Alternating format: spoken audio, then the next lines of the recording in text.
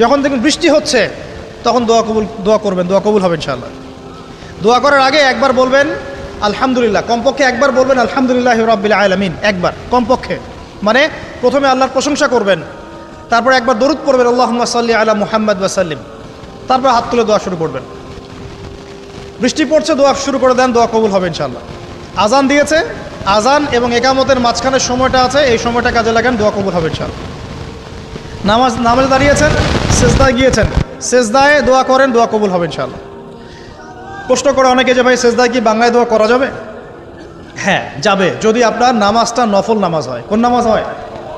ফরজ নামাজে করবেন না, নফল নামাজে করতে পারেন ইনশাআল্লাহ। সেজদায় বান্দা আল্লাহর সবচেয়ে কাছাকাছি থাকে, এই সময়ে বেশি বেশি দোয়া করতে রাসূল সাল্লাল্লাহু আলাইহি ওয়াসাল্লাম তাগিদ দিয়েছেন। দোয়া করলে ডাইরেক্ট কবুল হবে ইনশাআল্লাহ। পিতা মাতার খেদমত করে দোয়া করেন, দোয়া কবুল হবে ইনশাআল্লাহ। এখন তো পিতা মাতার খেদমত মানুষ করতে চায় না। এটা সেই যুগ যে যুগে পিতা মাতার সাথে দাস দাসীর মতো আচরণ করা হয়। তো সন্তানরা ভুলে গেছো তোমরা যে তোমরাও একদিন পিতামাতা হবা, আমরাও কিন্তু একদিন পিতামাতা হব। যারা বিয়ে শাদী করেছে, সন্তান সন্ততি হয়েছে, তারা জানে এই যে প্রসব বেদনার একটা সেকেন্ড, 1 সেকেন্ড বা 1 মিনিট প্রসব যে বেদনা মায়ের হয়, এর ঋণ আমরা সারা জীবনে শোধ করতে পারবো না। পারবেন? এই কারণেই মায়ের পায়ের নিচ জান্নাতের কথা বলা আছে। মাদের সম্মান আল্লাহর কাছে অনেক বেশি, মেয়েদের সম্মান অনেক বেশি। এই নারীবাদী ফ্যামিলিস্টরা যা বুঝিয়েছে, ইসলাম এমন নয়। তো ইসলাম এমন নয়, ইসলামে মেয়ের মর্যাদা সবচেয়ে উপরে। সেই মেয়েদেরকে আমরা এখন কি করেছি? কাপড় চোপড় সব কমিয়ে কমিয়ে বেপর্দা করে রাস্তায় নামিয়ে দিয়েছে। যদি একটা মানুষ নিজের সম্মান না বোঝে, তাকে সম্মান কেউ দিতে পারে? নিজেকে চিনতে শিখুন, আমাদের সম্মান আল্লাহর কাছে অনেক বেশি। এটা বলছিলাম প্রিয় ভাইয়েরা, মায়ের পায়ের নিচে আল্লাহ পাক সন্তানের বেহেশতের কথা বলেছেন। মা বোনদেরকে 4টা কাজ করতে বলো, অনলি 4টা কাজ। 5 ওয়াক্ত নামাজ যদি ঠিকমতো পড়তে পারে, 1 নাম্বার। 2, রমজান মাসে রোজা রাখে। 3 নাম্বার, পর্দা ঠিকঠাক মতো করে। আর 4 নাম্বার, স্বামীর আনুগত্য করে। ইনশাআল্লাহ জান্নাতের যে কোনো দরজা দিয়ে ইচ্ছা প্রবেশ করতে পারবে ইনশাআল্লাহ। এখানে স্বামীর আনুগত্যের কথা বলেছি, স্বামীর দাসত্বের কথা বলি না।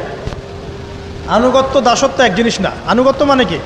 আনুগত্য মানে আপনি স্বামীর যে কোনো ভালো কাজে আপনি তাকে সায় দিবেন, আনুগত্য। নামাজ পড়তে বলেছে, নামাজ পড়তে হবে। পর্দা করতে বলেছে, আপনি পর্দা করবেন। বেপর্দায় যাবেন, আপনি যাবেন না। এটা আনুগত্য। দাসত্ব কি? দাসত্ব হচ্ছে যে সে ভালো মন্দ যাই বলুক আপনি শুনছেন, এটা দাসত্ব। এটা করবেন না। মা বোনরা 4টা কাজ বাসায় গিয়ে আবার শুনিয়ে দিবেন। নবীজি বলেছেন 4টা কাজ কোনো মেয়ে করলে জান্নাতের যে কোনো দরজা দিয়ে ইচ্ছা প্রবেশ করতে পারবে। 1 নাম্বার, 5 ওয়াক্ত সালাত। 2 নাম্বার, রমজান মাসের সওম রোজা। 3 নাম্বার, পর্দা ঠিকঠাক মতো করবে, লজ্জাস্থানের হেফাজত। এবং 4 নাম্বার, স্বামীর আনুগত্য করা। মায়ের খেদমত করে দোয়া করেন, দোয়া কবুল হবে ইনশাআল্লাহ। বাবার খেদমত করে দোয়া করেন, দোয়া কবুল হবে ইনশাআল্লাহ। কোরআন তেলাওয়াত করে দোয়া করেন, দোয়া কবুল হবে ইনশাআল্লাহ। মনে করেন শেষ রাতে উঠেছেন, মানে শেষ রাত বলতে বোঝাচ্ছি এই ধরেন যে 2টার পর থেকে, এখন 2টা 2:30টার পর থেকে নিয়ে ফজর পর্যন্ত শেষ রাতে উঠেছেন। এই সময় আপনি যা দোয়া করবেন ইনশাআল্লাহ কবুল হবে। হ্যাঁ, বলতে বাধ্য হচ্ছি, এখনকার তরুণ সমাজ ওই 2টা 2:30টার দিকে ওই যে কার কার খেলা থাকে, ওই খেলাগুলো দেখার জন্য ওঠে, তাহাজ্জুদ পড়ার জন্য উঠতে পারে না। অথচ আল্লাহ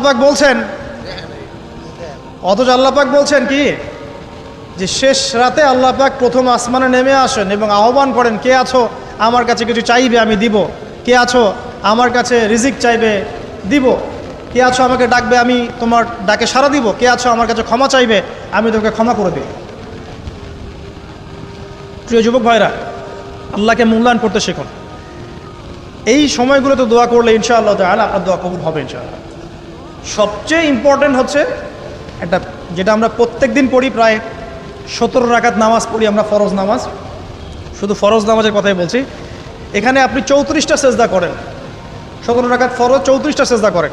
প্রত্যেক সেজদায় যদি একটা করে দোয়া করতে পারেন ইনশাআল্লাহ আল্লাহ আপনার দোয়া কবুল করবেন। দোয়া কবুল করার কিছু জায়গা বলে দিলাম, বেশি বেশি দোয়া করতে হবে। আমরা উম্মার অবস্থাগুলোকে বুঝতে শিখব। এখানে এই 3 ব্যক্তি, এটা বলে আমি শেষের দিকে যাচ্ছি, একটু ধৈর্য ধরেন। এই 3 ব্যক্তি পড়ে গেছে গুহার মধ্যে।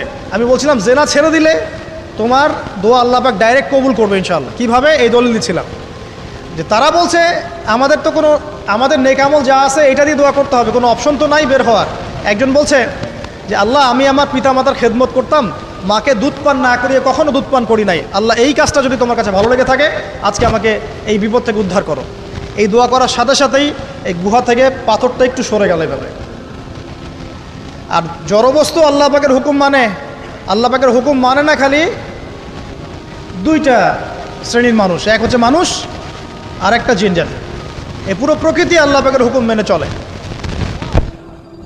আর জড় বলতে আসলে কিছু নাই, যদি আমি বোঝানোর জন্য জড় বলেছি, আল্লাহ পাকের হুকুমে সব কিছু জীবন্ত।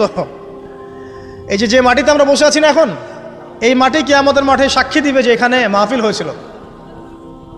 হ্যাঁ, ওইখানে বসে তুমি টিকটক করেছো, লেকচার শুনো নাই ভালো করে। একটা মাহফিলে যাচ্ছিলাম, দেখলাম যে এখন স্টেজে উঠি নাই, ওই সুযোগে দেখলাম যুব সমাজ রাস্তার পাশে দাঁড়িয়ে সিগারেট খাচ্ছে, ব্রেক নিচ্ছে আগে, চা সিগারেটের ব্রেক। হুজুর আসলে আলোচনা শুনবো। এখানে এসে যদি আমরা মানে কোরআন সুন্নাহর বাইরে কোনো কাজ করি, এই মাটি আবার সাক্ষী দিবে। এটা দলিল কোথায় আছে? সূরা জিলজাল পড়ে দেখবেন। সূরা জিলজালের মধ্যে দলিল আছে যে আল্লাহ পাকের হুকুমে এই জমিন কথা বলবে ইনশাআল্লাহ, আল্লাহ পাক হুকুম করলে। জি, তো একটু সরে গেল ওই পাথর। তারপরের ব্যক্তি দোয়া করছে, আল্লাহ আমার একজন কাজের লোক ছিল, সেই কাজের লোক কিছু টাকা পেত, টাকা না নিয়ে বেচারা চলে গেছে, আমি ওই টাকা দিয়ে কিছু পশু কিনেছি, এই পশুগুলো কিনে আমি পালন করেছি। অনেক দিন পর সেই ব্যক্তি এসেছে, আমার টাকা দাও। তখন আমি বলেছিলাম যে এই যতগুলো পশু দেখছো সব তোমার।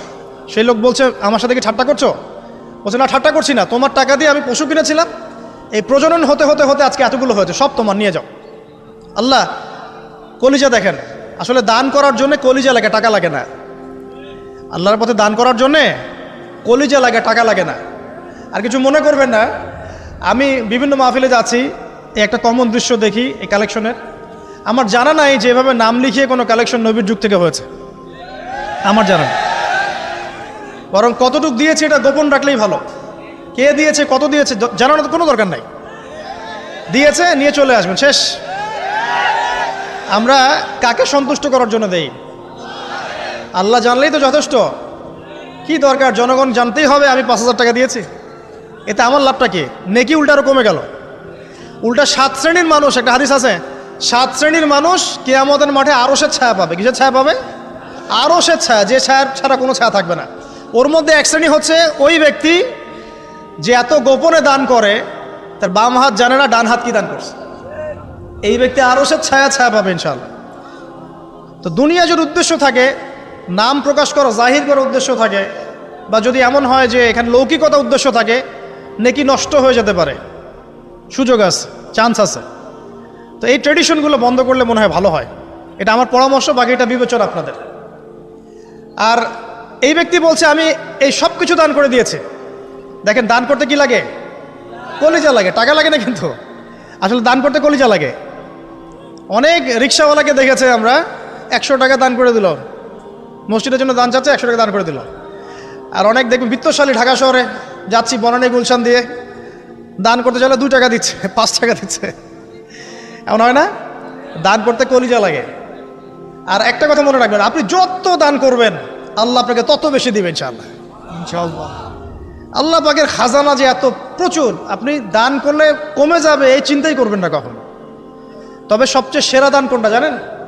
আপনার প্রয়োজন আছে এখন, এই প্রয়োজনের সময় দানটা হচ্ছে সেরা দান। এবং সবচেয়ে উত্তম খরচ কোনটা? সবচেয়ে উত্তম খরচ হচ্ছে আপনার পরিবারের পিছনে খরচ। আপনার পরিবারের পিছনে খরচটা আপনার সবচেয়ে শ্রেষ্ঠ খরচ। আর দান করে মধ্যম পন্থায়, এমন হবে না যে নিঃস্ব হয়ে গেলেন দান করে একদম, আবার এমন না যে কৃপণতা প্রদর্শন হচ্ছে, এমনও না। মধ্যম পন্থায় দান খয়রাত করবে ইনশাআল্লাহ। আর কিয়ামতের মাঠে মানুষ তার দানের ছায়ায় থাকবে ইনশাআল্লাহ। যে যত দান করবে ওই ছায়ার নিচে সে থাকবে। এই ব্যক্তি সব দান করে দিয়েছিল, যাও সব গরু ছাগল তোমার। তৃতীয় ব্যক্তি, পাথর সরে গেল একটু, তৃতীয় ব্যক্তি, যুবক তোমাকে বলছি ভাই, তৃতীয় ব্যক্তি আল্লাহর কাছে বলছে, আল্লাহ আমার একজন সুন্দরী চাচাতো বোন ছিল, আছে না তোমাদের কাজিন, এবং তাকে আমি খুব ভালোবাসতাম। ওই যে এখন বয়ফ্রেন্ড গার্লফ্রেন্ড ফ্রি মিক্সিং, যেটা খুব ভালোবাসতাম। তো তাকে আমি পেতে চাইতাম, তাই আমি তাকে অফার করি সে বলে যে না, আমাকে 100 স্বর্ণমুদ্রা না দিলে আমি রাজি না। 100 স্বর্ণমুদ্রা। এই মেয়ের অবশ্য অনেক ডিমান্ড ছিল, তাহলে বোঝা গেল 100 স্বর্ণমুদ্রা মানে অনেক। জানেন, এখন তো দেখা যায় 1500 টাকা 2000 টাকা দিয়ে মেয়ে তার ইজ্জত বিক্রি করে ফেলছে। 100 স্বর্ণমুদ্রা, আর কাউকে কিছু দেওয়াই লাগে না, এমনি বিক্রি করে ফেলে। কত প্রশ্ন, কত যে প্রশ্ন আসে আমাদের কাছে যে ভাই বা হুজুর বা ভাইয়া ওস্তাদ, কত জীবনে এক পর্যায়ে ভুল করেছি, এরকম জেনায় লিপ্ত হয়ে গিয়েছিলাম, প্রেম করেছি ইত্যাদি, আমি কী করবো, আমার কি ভালো হওয়ার রাস্তা আছে কিনা, বা আমি তওবা করে ফিরে আসছি, আমি কি এখন বিয়ে করতে পারবো কিনা। প্রশ্নের শেষ নাই। বেশিরভাগ প্রশ্ন এরকমই আসে এখন। আরেকটা বেশি বেশি প্রশ্ন আসে, ভাই ওস্তাদ হুজুর, আমার স্বামী পরকীয়া আসক্ত, আমাকে দেখে না, এই হয় সে, এইগুলো প্রশ্ন বেশি। পারিবারিক জেনা কেন্দ্রিক যত প্রশ্ন আসে, অন্য কোনো কেন্দ্রিক প্রশ্ন এত আসা, মানে এই যুগটা কি হয়েছে, মানে মানুষকে জেনা উন্মুক্ত করে দিয়েছে একেবারে। একদম স্কুল লাইফ থেকে শুরু হবে বয়ফ্রেন্ড গার্লফ্রেন্ড ফ্রি মিক্সিং, এই বন্ধু পড়তে পড়তেই জেনা হয়ে যায়। কলেজ লাইফে গিয়ে আরও বড় জেনা। ইউনিভার্সিটিতে গেলে তো আর কোনো পাত্তাই নাই। ইউনিভার্সিটির খুব কম ছেলে পাবেন সিগারেট খায় না, এবং খুব কম ছেলে মেয়ে পাবেন যারা এই অবৈধ প্রেম করছে না, খুব কম। এটাকে আমরা প্রমোট করছি আবার। বিশ্বাস করেন শুধুমাত্র সরাসরি সেক্সুয়াল সম্পর্কটাই জেনা নয়, এই মিক্সিংটাও জেনা আল্লাহ পাক বলেছে। এবং এতে করে আমাদের যুব সমাজে অধঃপতনটা হয়েছে, এটা অন্য কোনোভাবে হয় নাই। কারণ সূরা আল ইমরান পড়ে দেখবেন আল্লাহ পাক বলছেন যুয়িনা লিন-নাস হুব্বুশ শাহওয়াতি মিনান নিসা, মেয়েদের মধ্যে ছেলেদের জন্য সবচেয়ে বেশি শাহওয়াত আছে, শাহওয়াত খাহেসাত, এটা সবচেয়ে বেশি আকর্ষণ করে ছেলেদেরকে।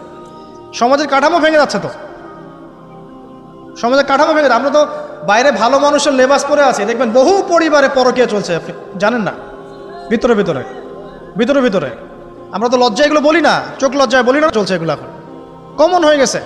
যে ফ্যাশন শোর নামে, বিউটি কন্টেস্টের নামে, এই সেই, মানে অশ্লীলতাকে প্রমোট করা হচ্ছে চতুর্দিক থেকে। রেপ ধর্ষণ দিন দিন বাড়ছে আর বাড়ছে। বাচ্চা কাচ্চা, ছোট ছোট বাচ্চা মেয়ে পর্যন্ত রেহাই পাচ্ছে না। এই কয়দিন আগে একটা মেয়েকে কত পিস পিস করে ভাসিয়ে দিয়েছে একেবারে, দেখেন নাই? কোথায় আছেন? সমাজটা কোথায় গেছে? আমরা ভালো মানুষের মুখোশ পরে বসে আছি। একটা মাহফিল করে কি সব হবে? কনস্ট্রাকটিভ কাজ করতে হবে। তারুণ্যের এই শক্তিটাকে আল্লাহর জমিনে দিনের প্রচার প্রসার প্রতিষ্ঠার কাজে ব্যয় করতে হবে। যতক্ষণ পর্যন্ত আমরা এরকম ভালো মানুষের লেবাস সাজে বসে থাকবো না, আমার ঘরেও ফেতনা ঢুকে আসবে, টের পাবেন না। যখন ফেতনা ছড়িয়ে পড়ে ওটাকে দমন করতে হয়। দমন না করলে ওইটা আমার ঘরেও ঢুকবে তো এক সময়। আমি একা ভালো থাকতে পারবো না তো। আরে দমন করার ক্ষমতা আল্লাহ পাক যাদেরকে দিয়েছেন তাদের উপর অবশ্য ওয়াজিব হয়ে গেছে এগুলো দমন করা। এখন তাদের উপর একটা ফরজ ওয়াজিব হয়ে গেছে দমন করা এগুলা, নাহলে আল্লাহ পাক কঠিন শাস্তির সম্মুখীন করবেন। একটা হাদিস বলে সামনে যাই, শেষ করে উঠিয়ে নিচ্ছি। নবীজি বলছেন একদিন ঘুম থেকে উঠে চোখ ঘষতে করছে লা ইলাহা ইল্লাল্লাহ, আল্লাহ লা ইলাহা ইল্লাল্লাহ। তার স্ত্রী সামনে যায়নাব বিনতে জাহাশ রাদিয়াল্লাহু আনহা, তিনি বলছেন ইয়া রাসূলুল্লাহ, কি হয়েছে, সমস্যা কি? নবীজি বলছেন ওয়াইলুল লিল আরব, আরবদের জন্য ধ্বংস, মিন শাররি কাদ ইখতারাব, কি ভয়ঙ্কর ফিতনা ধেয়ে আসছে। তখন তার স্ত্রী বলছেন ইয়া রাসূলুল্লাহ আনুহলিকু ওয়া ফিনা সালিহুন, আমাদের মধ্যে সৎ মানুষ ভালো মানুষ থাকা অবস্থাতেও কি আমরা ধ্বংস হয়ে যাব? নবীজি বলছেন বালা, অবশ্যই, নাম, হ্যাঁ অবশ্যই ধ্বংস হবে। ইযা কাসরাতুল খাবাস, যখন সমাজের মধ্যে অশ্লীলতাকে ছড়িয়ে পড়া হবে। যখন সমাজের মধ্যে অশ্লীলতা বেহায়াপনা ছড়িয়ে পড়বে, আলেম জালেম সব ধ্বংস হয়ে যাবে। এই সময় এখন আসে নাই? হারাম, একটা সামান্য একটা হারাম ঠুনকো একটা খেলাকে নিয়ে সারা বিশ্ব কি করতেছে দেখেন নাই? কি পাগল হয়ে গেছে একেবারে। কি অবস্থা মানুষের মধ্যে, কে খেলে তারও ঠিক নাই, ওই দেশের লোক আমাকে চিনে কিনা তারও ঠিক নাই, নিজের কোনো ব্যক্তিত্ব গায়রত কিছুই নাই। আশ্চর্য একটা জাতি আমরা। কে খেলছে? ভাবখানা এমন যে আমরা মনে হয় যুদ্ধ করে কাফেরদের সাথে দ্বীন ইসলাম কায়েম করে ফেলছে, একদম ভাবখানা। অথচ এগুলো তৈরি করা হয় কি জন্য? যাতে মুসলিম জাতি একদিকে ফোকাস করে থাকে, অন্যদিকে ওরা তাদের উদ্দেশ্য সাধন করবে। এখন সারা ওয়ার্ল্ডের চেহারা একদিকে ফিরাইছে, এদিকে দেখো, এই যে খেলা দেখো, আর বাকি পিছনে যে কাজগুলা ঠিকই করছে ওরা। দেখবে কি কাজ করছে কয়দিন পরে দেখতে পারবেন। পাবলিকলি আমি বললাম না, কারণ বললে সব বুঝবেন না আপনারা, আর সব জায়গায় সব কিছু বলতে নাই। ওদের উদ্দেশ্য ওরা কখনো ভুলে যায় নাই। ওরা চাচ্ছে সারা বিশ্বটাকে শাসন করতে এবং মুসলিমদেরকে দমন করতে, এবং আপনাকে খেলতামাশায় ব্যস্ত রেখেছে। লাচো এখন যুবকদের কোনো হিতাহিত জ্ঞান পর্যন্ত চলে গেছে এখন। হিতাহিত জ্ঞান, তোমাকে এইভাবে চুল কাটতে কে বলছে? তোমাকে এইভাবে চুল কাটতে কে বলছে? এদিকে একদম ছিলে রেখে দিছো, এখানে মাঝখানে উঁচা একটা ময়ূরের মতো রেখে দিছো, মানে এভাবে চুল কাটতে তোমাকে কে বলছে? কে তোমাকে মেসির ফলো করতে বলছে? তোমার জন্য রাসূল সাল্লাল্লাহু আলাইহি ওয়াসাল্লামের বাবরি চুলের সুন্নত নাই? আজীব একটা ব্যাপার। দাড়ি রাখছো, বিরাট কোহলির মতো দাড়ি রাখছো, কেন? রাসূল সাল্লাল্লাহু আলাইহি ওয়াসাল্লামের মতো ছাড়া দাড়ি রাখতে পারো না? আশ্চর্য। আমাদের আদর্শ চিন্তা হবে না? নবী সাল্লাল্লাহু আলাইহি ওয়াসাল্লামের মতো এত সুদর্শন হ্যান্ডসাম মানুষ থাকতে আমি কাকে ফলো করব?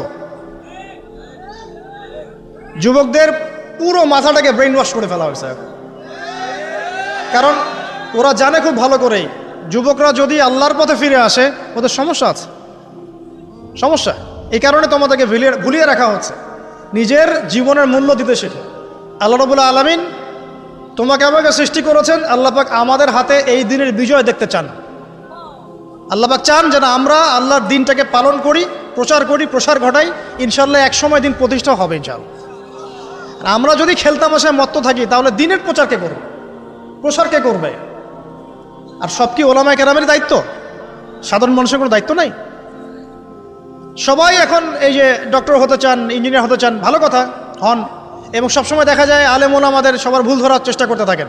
আপনি নিজে আলেম হচ্ছেন না কেন? তাহলে আপনি নিজে আলেম হন না কেন? নিজে একজন মুফতি হচ্ছেন না কেন? নিজে একজন মুহাদ্দিস হচ্ছেন না কেন? এতই যদি ভুল ধরতে পারেন অনলাইনে, আপনি নিজে একজন আলেম হয়ে দেখান না কেন? তারপর দুটো কথা বলেন যাদের সামনে, দেখেন মানুষ কীভাবে রিসিভ করে। কত সহজ এই কাজটা। নিজে কিছু করছেন না, সারাদিন মানুষের পিছনে লেগে আছে। দেখবেন কিছু মানুষ আছে এই মুসলিম সমাজের মধ্যেই, আমি তো লম্বা করে ফেলছি হয়তো বা, মুসলিম সমাজের মধ্যেই কিছু মানুষ ইসলামের লেবাস পোশাক পরেই আছে, কিন্তু এরা মুসলিমদেরকে ছোটোখাটো বিষয়ে ব্যস্ত রেখেছে। হাত বাঁধা, রফুলিয়া দেন, জোরে আমিন, পায়ে পা, এই কিছু কিছু সিলি বিষয়ের জন্য বলছি যে বড় বড় বিষয়গুলো বাদ দিয়ে ছোটোখাটো বিষয়গুলো কিনে উম্মাকে ইখতিলাফে ব্যস্ত রেখে দিয়েছে। ভাবখানে এমন যেন ইসলামের সব বিষয় প্রতিষ্ঠা হয়ে গেছে, এখন এই 4টা বিষয় বাকি আছে। ভাবখানে এমন, অথচ সারা ওয়ার্ল্ডের মধ্যে ইসলাম আস্তে আস্তে সংকুচিত হয়ে গেছে। আমরা কবে স্মার্ট হব? প্রিয় ভাইরা, মনে রাখবেন আমরা সবাই মিলেই মুসলিম জাতি। পলিটিক্যাল লিডার্স আছেন, প্রশাসনের লোক আছেন, আমাদের যুবক যুবতী, তরুণ তরুণী, সবাই মিলেই আমরা এই উম্মা জাতি। আমরা কেউ কারো শত্রু নই, কেউ কারো দুশ্মন নই। সবার মধ্যে ভালো কিছু পাবেন, ভালো নিয়ে নেন, খারাপটা ছেড়ে দেন। উম্মাকে ঐক্যবদ্ধ করার চেষ্টা করেন। এই ছোটোখাটো বিষয়গুলোকে ইখতিলাফ বন্ধ করেন, আল্লাহর ওয়াস্তে বন্ধ করেন। বড় বড় বিষয়গুলো দিকে ফোকাস করেন। তরুণদেরকে শিক্ষিত করেন, আদর্শ পরিবার করেন, শিক্ষা অর্জন করেন, জ্ঞান অর্জন করেন, বড় আলেম স্কলার হন, বিশ্বকে নেতৃত্ব দেন। পলিটিক্স করলে ভালো করে করেন, যাতে করে আপনার দ্বারা দুনিয়ার দিনের খেদমত হয়, আলহামদুলিল্লাহ। ইকোনমিক্স হলে ভালো করে হন, বিজ্ঞানী হলে বড় বিজ্ঞানী হন, মানে আপনি বড় স্বপ্ন দেখেন। ইয়াং জেনারেশনকে নিয়ে আসেন ইসলামের দিকে, তাদের দ্বারা ইনশাল্লাহ ইসলামের বিজয় হবে। ওই যুবক বলছে, আল্লাহ আমার এই চাচাতো বোনকে পেতে চাইতাম, সে 100 স্বর্ণমুদ্রা চেয়েছে। 100 স্বর্ণমুদ্রা সে বহুত কষ্ট করে অর্জন করে শেষমেশ ওকে দিল। দেওয়ার পর বলছে এখন আমাকে দাও। এখন সে প্রস্তুত, শুরু করবে, মানে দুজন কাছাকাছি এসে গেছে, এবার সেক্সুয়াল সম্পর্ক শুরু হবে কেবল। এই হওয়ার সময় এই মেয়ে বলে বসছে যে হে আল্লাহর বান্দা, আমি আমার সতীত্ব এতদিন পর্যন্ত হেফাজত করেছি, আল্লাহর দোহাই লাগে আমার সতীত্বটা নষ্ট করো না। কে বলছে? এই মেয়েটা বলছে। এবার এই ছেলে তাৎক্ষণিক সেখান থেকে উঠে গেল। হাদিসে এমন শব্দ এসেছে যে সেই ছেলে ওই মেয়ের মানে মাঝখানে বসে পড়েছে আর কি। ওখান থেকে সে উঠে গেল, উঠে স্বর্ণমুদ্রাও নিল না, স্বর্ণমুদ্রা রেখে দিয়ে সে আল্লাহর ভয় সেখান থেকে উঠে চলে আসলো, জেনা করলো না। সে বলছে, আল্লাহ ওই কাজটা যদি আমি তোমার ভয়ে করে থাকি, তুমি যদি জানো, আজকে এই পাথরটা এখান থেকে সরিয়ে দাও আল্লাহ। আল্লাহ পাক সেই পাথরটা পুরো সরিয়ে দিলেন এখান থেকে। চাক্ষুষ মৃত্যুর হাত থেকে আল্লাহ পাক বাঁচালেন কোন ওসিলায়? জেনা থেকে দূরে থাকার ওসিলায়। প্রিয় যুবক ভাই এবং যুবতীদেরকে বলবো, চারিত্রিক পবিত্রতা হেফাজত করেন, আল্লাহর ওয়াস্তে নিজের জীবনটাকে পবিত্র করেন, দিনের ইলম অর্জন করেন, বেশি বেশি আমল করেন, ভালো কাজে ব্যস্ত থাকেন, সমাজ কল্যাণমূলক কাজ করেন, বেশি ভালো কাজে ব্যস্ত থাকেন। খারাপ সার্কেলের সাথে মিশিয়েন না, ভালো সার্কেলে মিশেন। আলেম ওলামার সাথে সম্পর্ক রাখেন, মাদ্রাসার সাথে একটু যোগাযোগ রাখেন, দিনী হালাকাগুলোয় বসেন। এই অহেতুক ফাহেসা কাজগুলোতে সময় নষ্ট করেন না। কোরআন তেলাওয়াত করেন, বেশি বেশি করেন, দিনী বইপত্র পড়েন। এই যে ভ্রাম্যমান লাইব্রেরিগুলো আছে না, বই পড়েন। আমি বলছি না শুধু ইসলামিক বই পড়তে হবে আপনাকে, আপনি অর্থনীতির বই পড়েন, সমাজবিজ্ঞানের বই পড়েন, রাষ্ট্রবিজ্ঞানের বই পড়েন, জিওপলিটিক্যাল বইগুলো পড়েন, কোরআন সুন্নাহ তো পড়বেনই, শিক্ষিত হন ইনশাআল্লাহ তাআলা। আজ হোক আর কাল হোক আমরা বিশ্বাসী ওই যে যুগটা ছিল, যে যুগে মুসলিমরা সারা বিশ্ব দাপটের সাথে দাপিয়ে বেরিয়েছে আর কি, প্রত্যেকটা ডিপার্টমেন্ট মুসলিমরা রুল করেছে, ইনশাআল্লাহ আবারও সেই সময় ফিরে আসবে ইনশাআল্লাহ। আমরা বিশ্বাস করি আল্লাহ রাব্বুল আলামিন তার রাসূলের মাধ্যমে জানিয়েছেন যে ফিতনাময় পরিবেশটা চিরস্থায়ী হবে না। এখন হয়তো ফিতনা চলছে, কিন্তু এরপরে আসবে ইনশাআল্লাহ তাআলা আল মাহদির যুগ। কার যুগ? ইমামুল মাহদির যুগ আসবে ইনশাআল্লাহ। তারপরে ঈসা ইবনে মারইয়ামকে আল্লাহ পাক পাঠাবেন এবং যত দুশমন আছে ইসলামের সবার সাথে সরাসরি ব্যাটল হবে, হাদিসে বলা আছে, কিছু করার নাই। এবং সেই যুদ্ধগুলোতে মুসলিমরা জিতবে ইনশাআল্লাহ। তারপরে সারা বিশ্বে ইসলামী খেলাফা কায়েম হবে ওই জেরুজালেম থেকে ইনশাআল্লাহ আযজা ওয়া জাল। আমরা দোয়া করি আল্লাহ রাব্বুল আলামিন আমাদের যুব সমাজকে যেন কবুল করে নেন, আমিন, এবং তাদেরকে এই জাগতিক ফিতনাগুলো থেকে আল্লাহ পাক হেফাজত করুন। আমাদের সতীত্ব, পবিত্রতা, চরিত্রের সৌন্দর্য আল্লাহ পাক যেন অটুট রাখে, জেনা থেকে আল্লাহ পাক যেন বাঁচিয়ে রাখে। আল্লাহ পাক আমাদের সবাইকে দিনের এলেম অর্জন করে তৌফিক দান করেন, জীবন সম্পর্কে সচেতন হওয়ার তৌফিক দান করেন, সময়কে মূল্যায়নের তৌফিক দান করেন, খাস পর্দায় থাকার তৌফিক দান করেন মা বোনদেরকে, এবং আমাদের মধ্যে উম্মার ঐক্যের জন্য কাজ করার তৌফিক আল্লাহ পাক সবাইকে দান করেন, আমিন।